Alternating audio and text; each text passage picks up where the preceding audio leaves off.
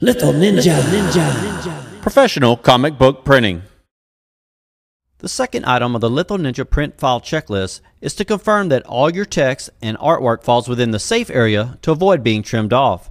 All text and primary artwork should be no closer than 1/8 of an inch from the trim line.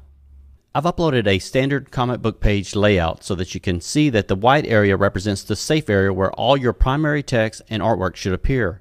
Anything that falls within the yellow or red areas could potentially be trimmed and should never include any of your text or primary artwork. The only thing that should ever come into the yellow and red areas are either your background color or your background image. Anything else could potentially be trimmed.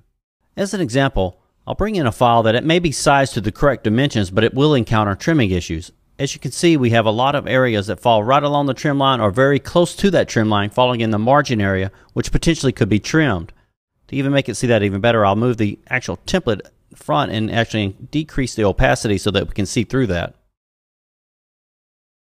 And as you can see here, we have a lot of areas that are falling within the yellow area or along the trim line. Here at the bottom, we have a lot of the artwork that's falling within the trim line itself.